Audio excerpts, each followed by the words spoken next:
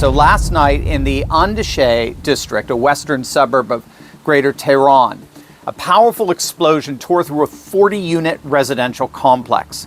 The target was the Islamic Revolutionary Guard General Vahid Hakan. Now, he is, or now was, considered to be one of the key leaders in this fractured regime. He's a man who is the direct link between the IRGC's military machine and Iran's state propaganda apparatus. Hakan managed the sensitive satellite contracts between the IRGC's military arm and the Islamic Republic's state broadcasters. So, in other words, he was the man who made sure that the regime's approved propaganda got amplified, and the man who made sure the military secrets stayed hidden from that propaganda. Now, as we speak, no group has taken official responsibility, but the pattern is unmistakable. This was a surgical strike, this was deliberate, and this was the first targeted assassination inside Iran since the April ceasefire went into effect. So it's sending a very, very clear message, and the message is exactly this. The ceasefire does not mean the pressure is off. The ceasefire does not mean you get to rebuild in peace. Every general, every intelligence officer, every link in the regime's chain of command is still a legitimate target. Now, the timing of the strike is even more significant because it comes at the exact same time that Iran's own president reportedly submitted an official resignation letter to the office of the supreme leader Mojtaba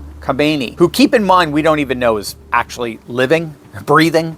We don't even know if Mojtaba is alive. But regardless, the letter was rather extraordinary. Pezeshkian complained that he and his entire elected government have been excluded from every major and vital decision-making process inside the Islamic Republic. He said that the vacuum that exclusion created has allowed hardline factions within the IRGC to seize complete control of the state. And he said he can no longer carry out his legal responsibilities. Now, of course, one doesn't just resign in Iran. The generals calling the shots have rejected that resignation. The IRGC-affiliated news media called the resignation fake. They said he didn't resign. But it's rather clear, as President Trump has said repeatedly, there is not a single government or regime in charge over Iran right now. It's splintered competing factions. So there's no coherent, comprehensive government in Iran as we speak. In terms of the new supreme leader, Mojtaba Khamenei, Israeli intelligence assessments have concluded that Mojtaba has effectively become a rubber stamp, a man whose signature legitimizes decisions made by the men with the guns, right? Again, this may be another example, the Iranian example of an auto pen. But there are clearly guns behind the signatures, and that explains what's happening to Iran's civilian governance structure.